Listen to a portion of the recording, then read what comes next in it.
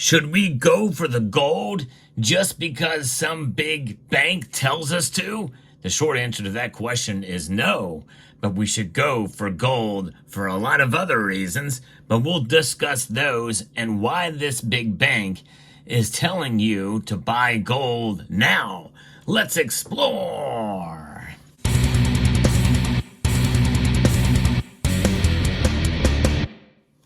It should come with a healthy level of skepticism whenever one of the biggest banks in the world, who arguably is part of the major problem that we see with the Federal Reserve and their manipulation of the economy in general, and the dollar in particular, and by extension, precious metals, including gold. But that's exactly what Goldman Sachs is doing, according to its latest report that they have just released, since gold has the highest potential for a near-term price increase given its role as a favored hedge against risk. In contrast, weak demand from China has resulted in a more selective, less optimistic outlook on other commodities. Now, this firm, Goldman Sachs, this brokerage firm here, a lot of these big banks, they have entities and commodity sectors or divisions in departments within the bank. And we know the precious metals desk of J.P. Morgan famously was caught red-handed for years manipulating the price of gold and silver and other precious metals. And this is something that it tends to have an effect in both directions on the price, with spoofing especially. But what about in this case? Are they manipulating the markets by essentially manipulating the minds of potential buyers out there? Well, I think in part that could be one thing that they are doing. Should we buy just because they say so? Not necessarily, but should we be buying? Well, maybe so. I'm reporting from a couple of different articles here. LiveMint.com is one, and they're saying, that the Wall Street Bank has revised its gold price target to $2,700 an ounce by early 2025, which extends its previous forecast to the end of 2024 due to the price-sensitive market in China. There's another piece here from Yahoo Finance that says investors should go for gold as the precious metal stellar run isn't over, according to Goldman Sachs analyst said in a research note.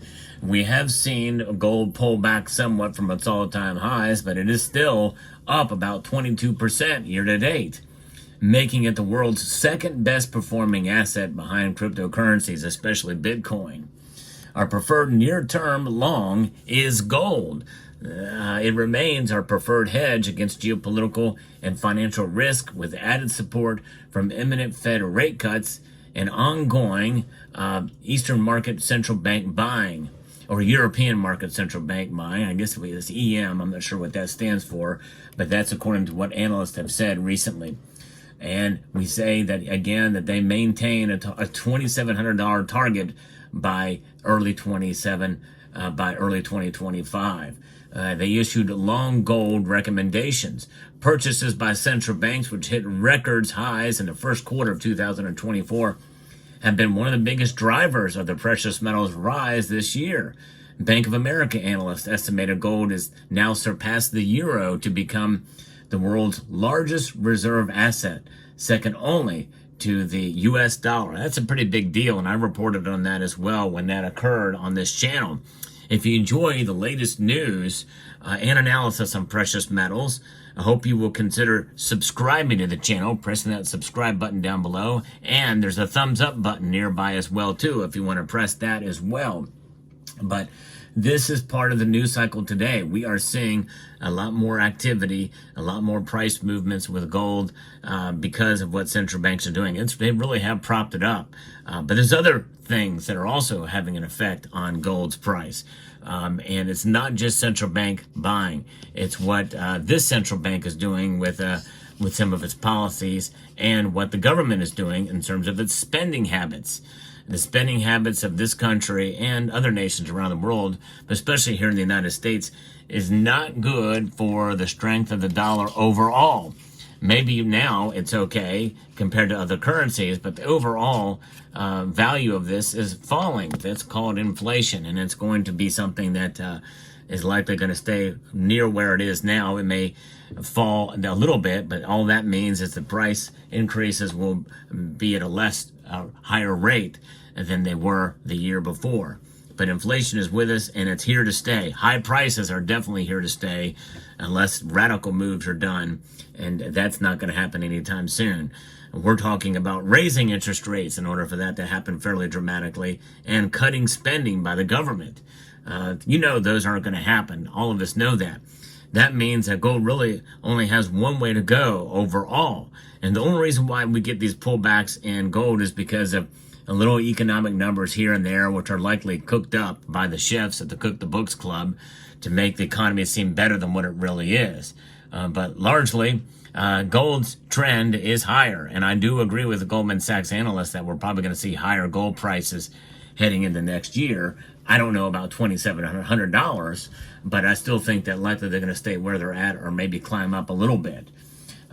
But we have other things that are also driving up the price of gold. Geopolitical risks such as the Israel-Hamas war, the Russia-Ukraine conflict, as well as signals from the Federal Reserve of a September rate cut amid signs of a slowing labor market, have also buoyed up prices. We're seeing gold being used as an uncertainty hedge, according to Tom Bruni, head of market research at StockTwits, in a recent episode that they have posted there. And if you look back here, especially when you look through the quarters of buying, for the first quarter, 2024 looks to be a dramatic, on pace with last year for central bank gold buying.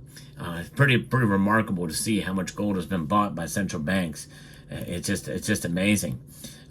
Global physically backed gold ETFs have now seen inflows 3 months in a row as Western investors pile into gold, while North American activity outpaced Europe and Asia in July, according to the latest World Gold Council data. But whenever you buy ETFs, you're not actually buying gold. And I think in a sense, Goldman Sachs is maybe not telling you to buy gold itself, but they're saying to buy gold ETFs, which is simply exposure to the price of gold. It's not backed by physical gold, as we know, because of the derivative market. There's plenty more gold ETFs, paper representations or electronic representations of those than there are the physical gold to back it up. They do have actual physical gold flowing in to back them up, but physically gold-backed ETFs is one that it's tied to like a Sprott, with gold and silver, but it is backed by it, but you don't actually get the gold. So whether it's backed by it or not, it's just exposure to the price. In the near term, traders may be wondering if gold will succumb to a historically negative trend for assets for the month of September. Because history tells us that since 2017, gold has declined every September, according to data from Bloomberg. Analysts expect the commodity's next catalyst will come when the Federal Reserve meets this month following a week of fresh labor data and a crucial jobs report that will be coming out. Gold prices continue to hover around $2,500 an ounce, with focus primarily on the size of the expected upcoming Fed rate cuts later this month, according to analysts at JP Morgan. And so it'll be fascinating to see where that goes. But keep in mind, there are plenty of reasons to buy gold out there. We don't need some of these big banks just to tell us to do it. Some have speculated that they do that in order to kind of prop up the gold market for a while, and then they suppress the prices, and then people get jaded about gold and sell it, and then they can buy it on the cheap.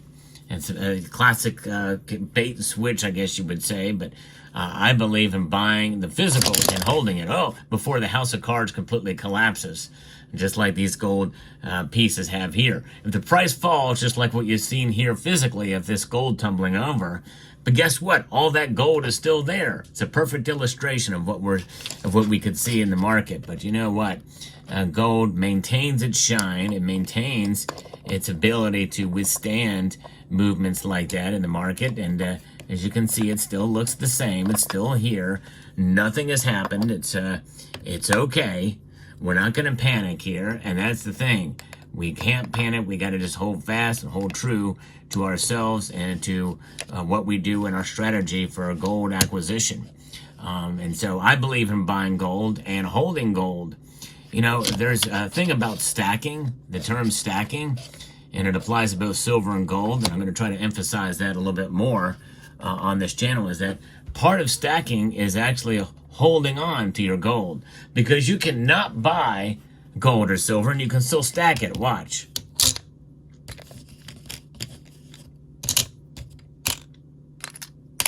See what I did there? Oh, yeah. I stacked it. I haven't bought a single ounce or a tenth of an ounce, and I still stacked me some gold. There you go. You can't stack gold if you don't have it, but you don't necessarily have to buy it in order to stack it. And that's the thing, folks. Time your buys. Utilize dollar cost averaging strategies.